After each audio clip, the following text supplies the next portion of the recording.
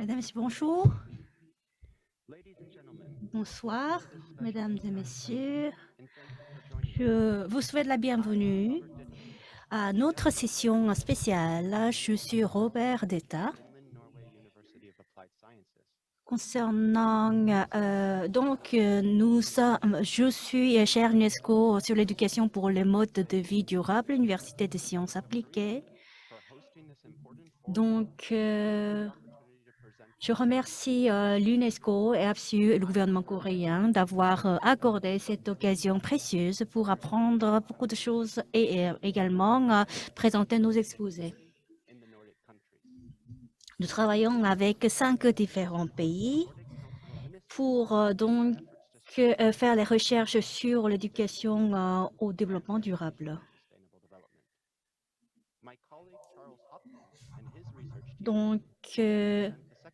Nous travaillons pour une éducation concernant la vie et le mode de vie durable. Et puis, nous allons accueillir M. Charles Hopkins pour que la transition vers l'éducation au développement durable. Donc, il est titulaire de chaire UNESCO sur la réorientation de l'éducation vers la durabilité et Université de York. Donc, il a été toujours dans la recherche du domaine, mais aujourd'hui, il se concentre sur la recherche sur l'éducation au développement durable, surtout en lien avec la communauté locale. Après cela, moi et Charles vont faire un résumé sur les éléments concernant le domaine. Je commencerai mon exposé. On va regarder le slide. Comme je vous ai dit tout à l'heure, je travaille dans la cartographie pour la durabilité dans les pays nordiques. Donc, on parle cela, le projet Messine. En fait, le Messine a été mené en 2019 lorsque l'Islande était la présidence du groupe nordique. Et nous avons donc nominé M. Olapreux comme responsable des recherches des 5 différents pays pour le conseil ministériel de 5 différents pays. Donc, il s'agit de l'objectif de cartographier l'objectif 4,7 des ODD et surtout pour les éducations nationales des différents pays comme Danemark, Finlande, Islande, etc. Mais aussi, il s'agit également de voir en fait l'aperçu pour faire l'intégration des ODD. Et nous avons également réalisé la cartographie à partir de 6 institutions dans 5 différents pays. Et après, sur la recherche, quels seront nos points focalisés? Pour cela, il faut regarder de manière concrète les objectifs 4,7 des ODD. Il s'agit par exemple d'assurer les connaissances et les compétences besoin pour le développement durable, comme par exemple l'équité des gens, les droits de l'homme, le mode de vie durable, la culture de paix, etc. Pour cela, nous avons regardé des différents points concernant surtout les EDD. Et pour appliquer les différents éléments, nous avons analysé les politiques actuelles pour faire un bilan de l'application dans la politique. Et aussi, nous avons également évalué les caractéristiques et les caractères de développement éducation du développement durable et les lacunes entre les différentes évaluations. Et aussi, nous nous sommes concentrés sur l'éducation primaire, de cinq différents pays. Nous avons surtout regardé les différences entre les 5 différents pays. Non seulement côté curriculum, mais aussi il y avait les rapports ou bien les politiques qui ont été recherchées, qui ont été donc étudiées. Et si on regarde les pays aux côtés de EDD, nous pouvons nous pouvons nous rendre compte qu'il y a un rapport, par exemple, et curriculum concernant, même si ce n'est pas reflété officiellement dans la politique. Et on pouvait savoir que le sujet est directement lié. Si on regarde côté de l'Islande, le développement durable se trouvait dans le curriculum de l'éducation nationale. Donc, le thème est mentionné plusieurs fois dans le curriculum. Le problème, c'est que comment on va pouvoir comprendre de manière commune dans la définition de développement durable quels sont les liens qu'on pourrait amener dans ce concept dans notre éducation. C'était la question qui était difficile. Et puis, la capacité des enseignants n'était pas à la hauteur pour le développement durable, pour appliquer le développement durable dans l'éducation. C'est la raison pour laquelle on a fait un bilan des méthodes d'enseignement des écoles pour ces pays nordiques. Et dans ces pays-là, pour être enseignant, il faut avoir au moins le master. Et puis avec une formation, en fait, la voie a été haussée pour que les enseignants doivent être dotés d'un master ou bien au moins 5 ans d'éducation supérieure. En fait, nous avons pu faire une évaluation et bilan de l'État, mais ce sont des points qui ont été reflétés de manière individuelle par les enseignants à travers ces intérêts. Ce n'est pas quelque chose qui a été structuré de manière systématique. Et puis, les compétences des enseignants n'ont pas été bien reflétées. Aussi, l'éducation et la formation étaient centrées sur uniquement des connaissances, des savoirs. Et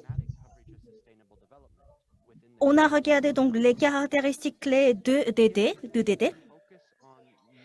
Donc, l'aperçu, dans l'étendue de l'application au niveau de l'éducation au développement durable. Donc, on peut voir ici que le savoir représente la majeure partie.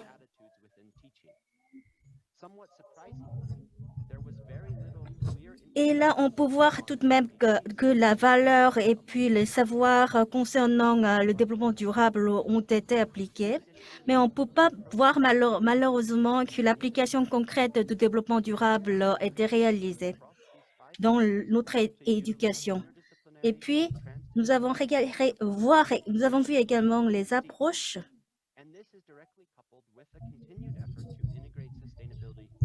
académiques. Donc, vous pouvez voir comment l'approche était donc réalisée de manière académique pour réaliser le développement durable. Et on pouvait voir également comment on a pu appliquer donc les compétences et talents. Et puis, il y avait que le Finlande qui faisait, par exemple, une approche holistique. Et puis aussi, nous avons également pu voir en fait que les sujets traditionnels ont été appliqués dans les 5 différents pays. Et puis, concernant la citoyenneté et puis la responsabilité sociale était un sujet important dans ces pays. Et bon, on a essayé de faire l'éducation au développement durable, mais nous sommes encore en état de la généralité. On n'arrive pas à faire une éducation concrète et appliquée qui amène à un changement des attitudes. En résumé, le projet Messine nous a permis voir en fait les points communs et les points divers des éducations des pays nordiques. Donc, des questions comme la démocratie ou bien citoyenneté, il y avait des points communs et les points qui ont été divergés dans ces 5 différents pays nordiques. Donc, même si on comprend le même concept, comment appliquer, comment réaliser ont été assez différents dans les pays différents. Mais un point positif, c'est qu'il y avait un consensus dans la compréhension de concepts. Nous avons un concept concernant le rôle éthique de l'éducation. Et là, dans ce point-là, nous avons trouvé qu'il y avait une compréhension commune. Et on peut voir, par exemple, que l'approche peut être au niveau de sciences humaines, mais ça peut être au niveau de la science aussi. Merci beaucoup. Merci beaucoup, Monsieur Robert, de votre présentation. Passons maintenant à la première page de ma présentation, s'il vous plaît.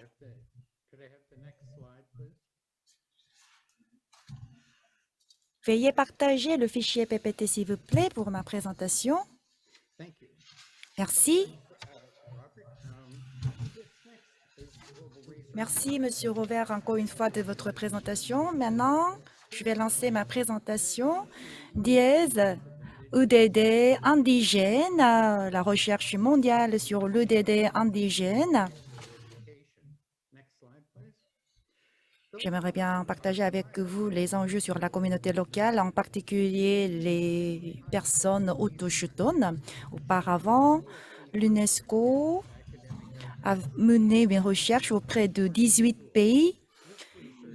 En fait, parmi les écoles en UDD ayant de bons résultats, il y avait déjà une bonne révolution.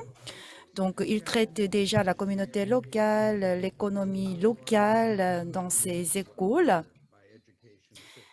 Donc, ils ont adapté une approche propice à l'UDD. En particulier, nous avons regardé les pays ayant montré une bonne performance pour l'éducation des jeunes autochtones, les enfants autochtones. Donc, nous avons eu ce genre de réflexion. Donc, je donne la parole à Madame Catherine Cole. En fait, elle est coordinatrice de la présidence exécutive pour la réorientation de l'éducation vers la durabilité. Voilà, il y a des représentants de 5 continents. Donc, nous avons eu une collaboration pendant 8 années avec toutes les parties prenantes, l'université, la communauté des autochtones. Donc, les universités ont mené des recherches avec la communauté autochtone. Quel est le résultat de l'éducation de qualité? Nous avons posé cette question pour cette recherche. En effet, les enseignants et les aînés autochtones nous ont répondu. Deuxième initiative, c'était la participation pour soutenir l'éducation de qualité pour les jeunes autochtones.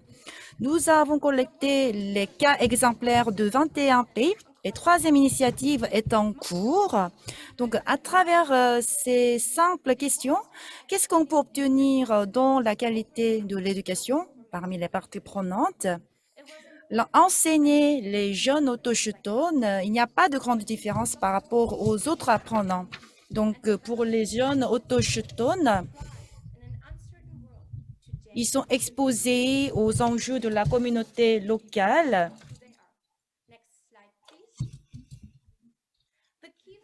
Donc, ils se sentent fiers en tant que membres de la communauté locale. Donc, regardons maintenant le résultat de cette recherche.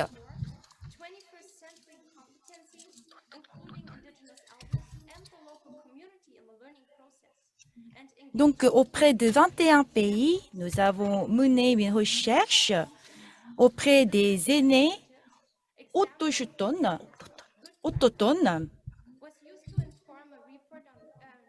Et les cas exemplaires, nous avons collecté les cas exemplaires pour les apprenants autochtones et les efforts de restauration après le COVID-19 pour les jeunes autochtones.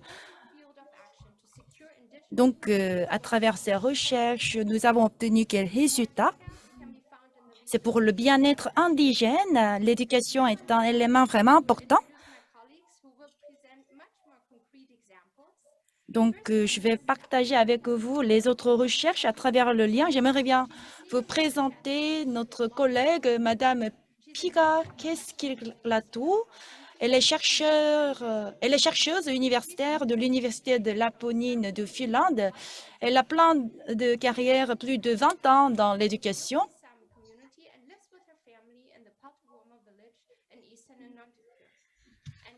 Elle est issue de la communauté indigène et elle vit en pays nordique.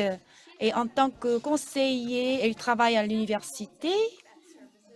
Et ensuite, je veux présenter Madame Sheila. Elle est conceptrice de programmes d'études et de conception pédagogique Leaded Services en Malaisie. Donc, elle met l'accent sur l'évolution au sein de l'école. C'est l'une des actions menées par elle. Et elle met l'accent également sur l'amélioration de leadership des enseignants. Bonjour. Donc, j'habite à Finlande. Je suis Pia. Bonjour, mesdames et messieurs.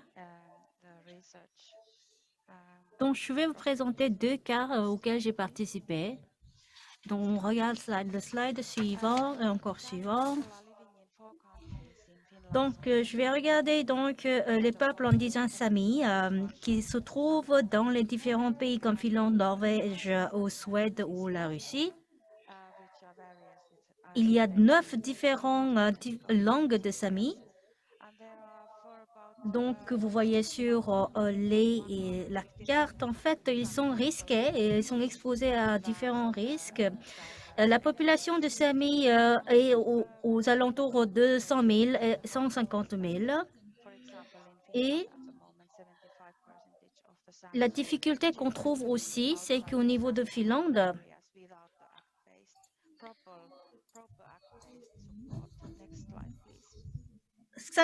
75% des ados, les enfants vivant dans la région, donc les enfants de Sami, sont à l'extérieur des régions clés de l'autochtone Sami. Nous avons réalisé donc une étude sur l'éducation, les qualités d'éducation, mais également la formation professionnelle aux côtés de peuple Sami. Donc, nous avons vu que l'éducation se réalise de manière diverse selon les différents pays. En Norvège, nous avons une école spécifique pour les peuples Sami, mais en Finlande, il n'y avait pas ce genre d'éducation spécifique. Donc, il s'agit d'une éducation purement responsabilisée par l'école elle-même. Et concernant le gouvernement local autonome, et nous avons certains programmes d'éducation qui sont élaborés. Alors, nous avons donc fait une étude pour voir comment réaliser les éducations face à face. Et nous avons fait les interviews au niveau des experts, le personnel et puis les enseignants. Nous allons voir en fait quelles sont les réponses qui ont été donc données. Et nous avons vu beaucoup de défis à réaliser, à surmonter. Et malgré cela, nous avons beaucoup de potentialités. ou possibilités. Mais pour réaliser cette potentialité, il faut d'abord résoudre beaucoup de problèmes. Si on regarde les défis, il y a un manque des enseignants qualifiés. Par exemple,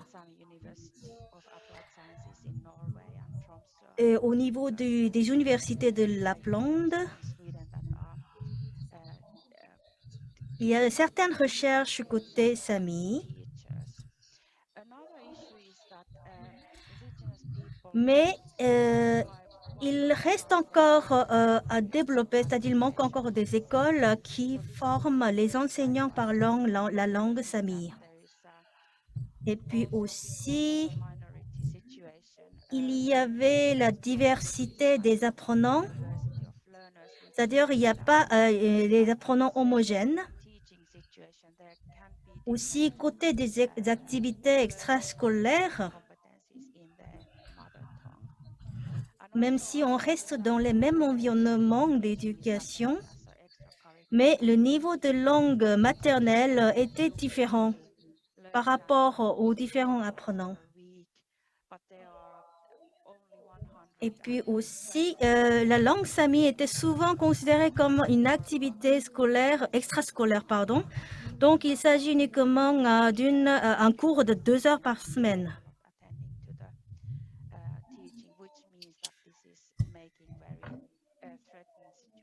Et puis, les élèves, si on compte qui participent au programme SAMI, il s'agit uniquement de centaines d'élèves. Donc, cela inquiète le futur pour la langue SAMI. Et puis, il y a des attitudes concernant les enseignants qui sont diverses. Et puis, la possibilité, il y avait beaucoup de motivation et encouragement au niveau des apprenants pour vouloir apprendre la langue Sami. Mais également, nous avons les projets de la langue Sami.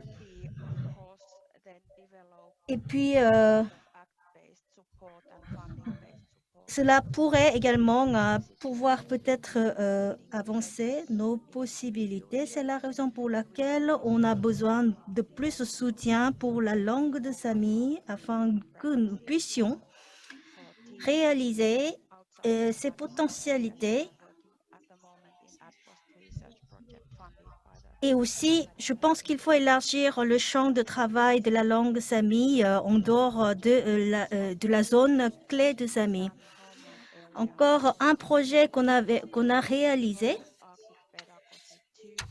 c'est une formation professionnelle au niveau de la zone clé de Sami. Nous avons fait ce projet dans le cadre de fonds de la société européenne.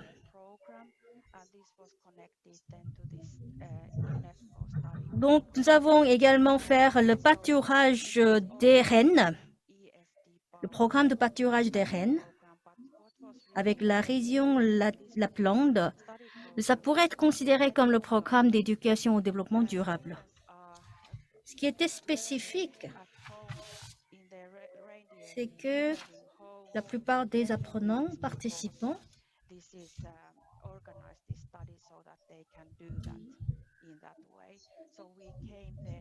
ont été déjà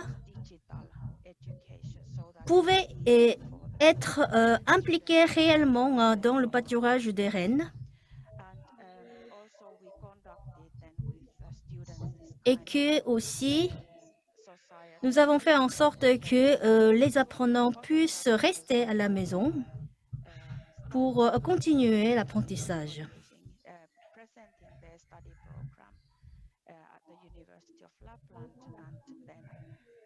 Et puis, au niveau de l'Université de Lapland et au centre éducatif de Sami, nous avons pu faire une collaboration. Pour nous contacter, il suffit d'envoyer un email à travers cette adresse pia@kestitalo.upland.f. Merci beaucoup.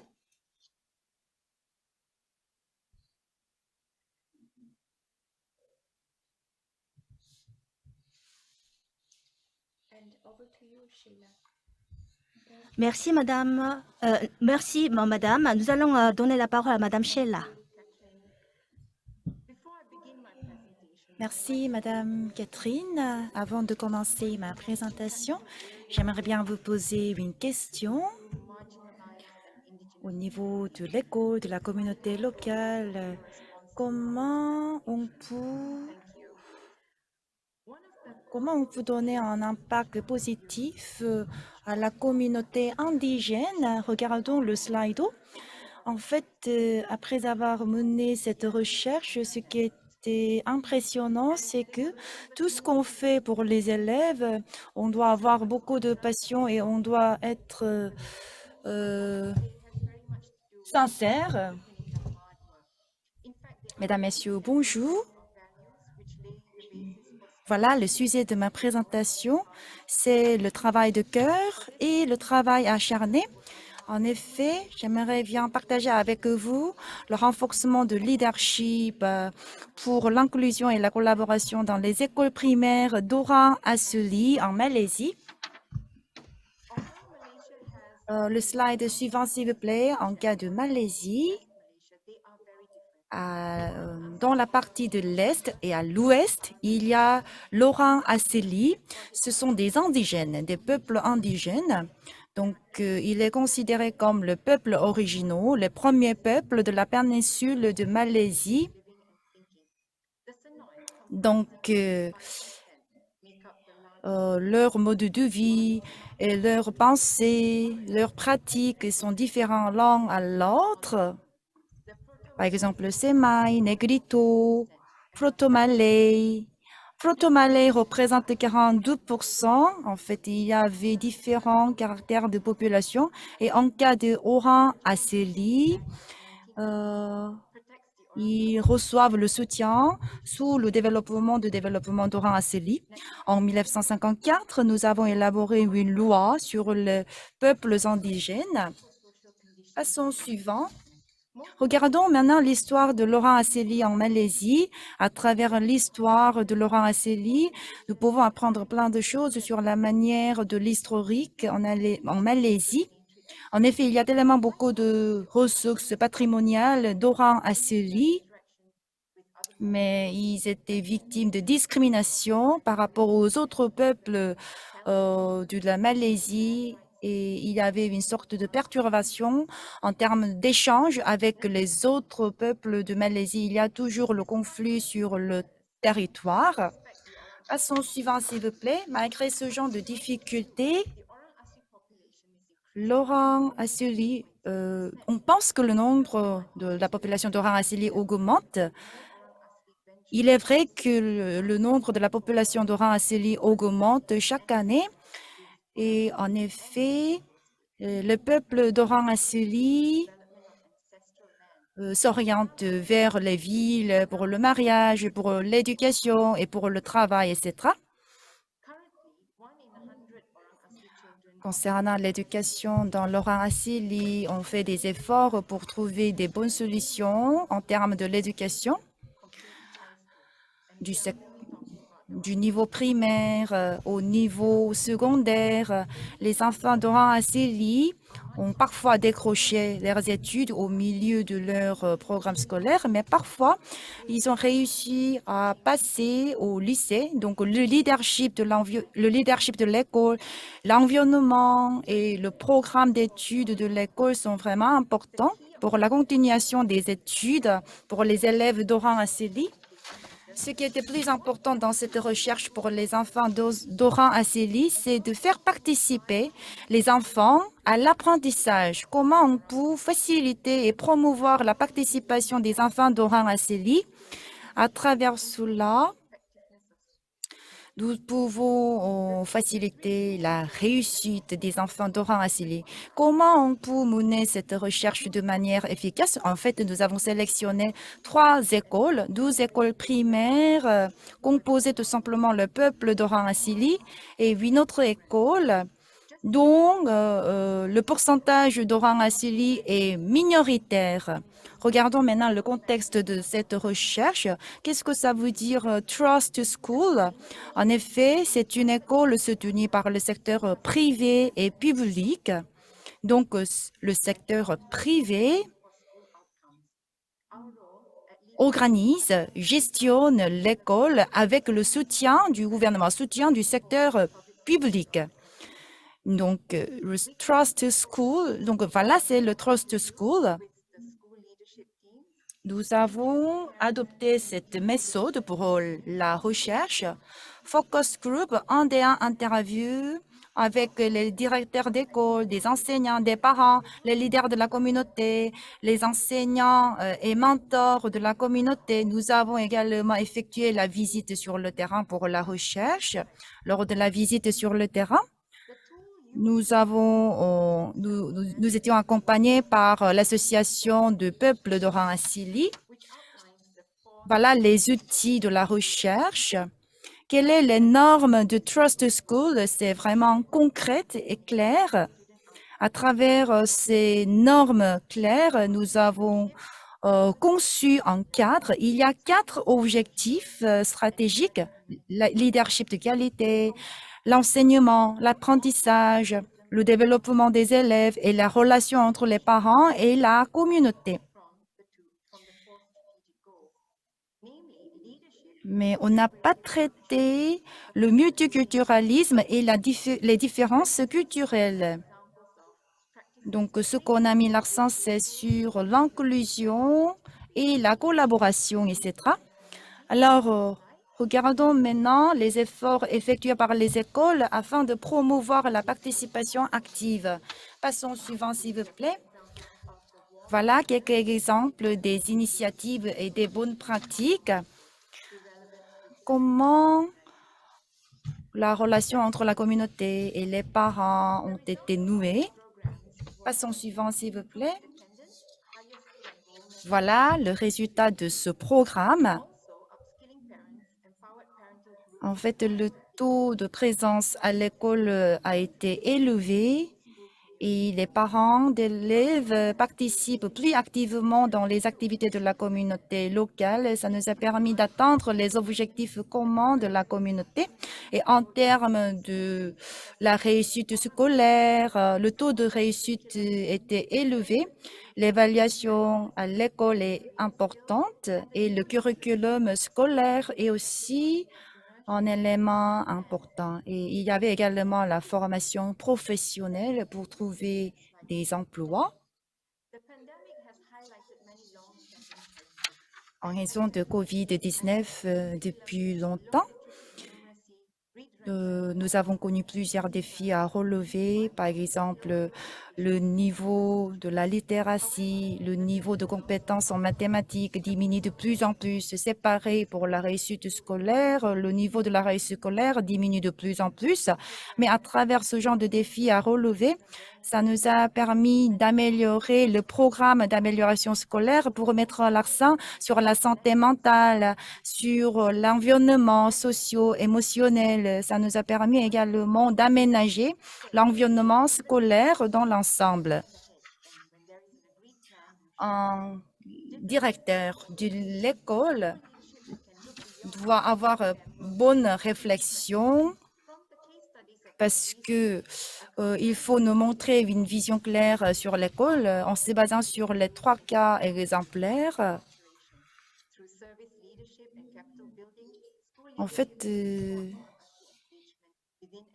à travers le leadership de la communauté locale et des enseignants et les efforts de la communauté locale, des enseignants, ça nous a permis d'améliorer le curriculum, de partager les connaissances, les compétences. À la fin, ça permettra de développer la communauté locale. Apprendre par la communauté locale, ça permettra de changer la conviction, ça permettra de garantir l'égalité. Il y a quelques recommandations. Donc, au-delà des personnes indigènes, On a envie d'améliorer l'ensemble de la réussite scolaire dans l'ensemble de l'école à travers le programme de mentorat, par exemple. Et il faut promouvoir également la participation de la communauté locale. Le système éducatif doit être décentralisé. Et à travers le dialogue, nous devons avoir des visions et des objectifs en commun. En raison de COVID-19, le peuple d'Oran Assili ont connu beaucoup de difficultés en termes d'économie et en termes de santé, et on est en train de faire des efforts pour relever ces défis. Et si vous avez des questions, n'hésitez pas à nous le dire. Merci.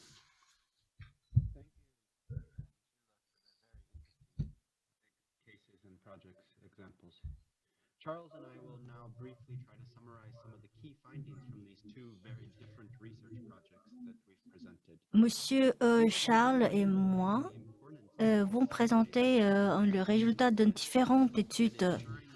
Il s'agit de voir en fait à quel point la politique est importante et il faut avoir les ressources adéquates pour mettre en œuvre le projet. Il faut, cela nous permet de faire la documentation et puis Si la politique n'est pas bonne, on doit regarder l'autre dimension. Alors, nous devons savoir l'intégration de l'UDD dans le curriculum et la réalisation de l'UDD dans le programme. Donc, l'application du curriculum décentralisé, ça veut dire quoi? L'UDD doit être inclus dans le curriculum. Donc, il y a un lien avec le monde réel. Ça nous permettra de modifier, changer la société. En particulier, les apprenants peuvent augmenter leurs capacités à travers l'UDD. En fait, j'aimerais bien recevoir une question de Aisheline Hamilton. Dans le contexte culturel, l'apprentissage se passe comment? Et comment on peut améliorer l'ensemble de la compétence? Lorsqu'on parle d'ODD, on parle également des défis scientifiques dans le contexte. Non seulement la réaction, la réponse au niveau national, au niveau local, au niveau mondial, nous devons trouver les solutions adéquates. En effet, c'est vrai que tout d'abord, on commence à trouver les solutions au niveau national. Mais je pense qu'il faut trouver tout d'abord la solution au niveau individuel, parce que ce genre de choses est lié à l'émotion. Donc, on commence par le niveau individuel et après le niveau local et après le niveau plus large, même au niveau mondial. Voilà, c'est un ordre à suivre, je pense. Donc, la méthode de l'apprentissage et l'éducation capturent bien l'essentiel de l'éducation transformatrice à travers l'EDD et la facilitation de la participation des élèves, non seulement physiquement et mentalement. C'est un défi à relever. En effet, nous avons plein de réflexions sur l'EDD, nous avons plein d'opinions sur l'EDD, la pensée critique, et on met l'accent sur la pensée critique, mais parfois on néglige le côté émotionnel. Alors, comment on peut traiter également le côté émotionnel? C'est pour ça qu'on doit réfléchir sur l'application du contexte culturel, parce que l'EDD, c'est un long parcours à suivre tout au long de la vie. Donc, tout au long de la vie, il y aura plusieurs moyens d'être habitué à l'EDD. Je donne la parole à Monsieur Charles. Merci beaucoup, Monsieur Robert. Comme vous avez dit, que nous sommes tous les deux les chairs de l'UNESCO et on fait des efforts pour que les initiatives et les idées sont impliquées dans les politiques. Si on regarde donc les éléments qu'on a examinés, Donc, Madame Sheila avait également parlé de ça. Donc, nous avons partagé les recommandations qui ont été donc reflétées au niveau de Commission des droits de l'homme. Et nous avons également fait des discussions à l'international. Nous avons pu avoir des points communs. Et premièrement, nous nous sommes rendus compte que nous devons impliquer toutes les parties prenantes, non seulement pour partager les résultats ou faire le rapport, mais aussi dans le processus de recherche. Et également, nous devons appliquer en fait l'égalité et l'aspect égalitaire. Je pense qu'il est très difficile de faire une étude quantitative ou bien chiffrer le résultat.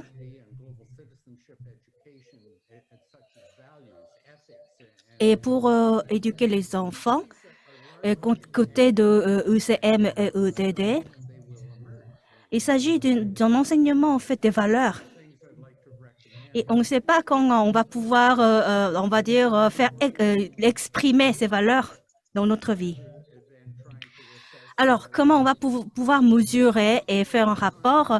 Ça, c'est l'entrée qu'on doit juger, l'on doit évaluer. C'est pas la sortie ou bien output qu'on va pouvoir évaluer. Donc, pour faire l'éducation transformatrice, il faut qu'on évalue les méthodologies qu'on applique pour donc mettre en œuvre cette éducation. Madame Sheila nous a partagé le résultat des études, je pense.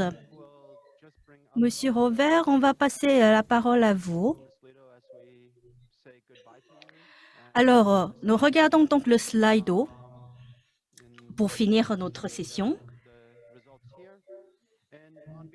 Alors, le résultat qu'on voit ici, donc au nom des discutants, des intervenants, j'aimerais dire que je vous remercie à tous d'avoir participé à ces sessions et aussi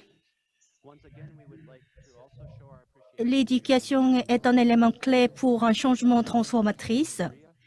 Donc, c'est la raison pour laquelle je réitère mes remerciements à tous les intervenants et à la Cour et à l'UNESCO d'avoir organisé cette réunion.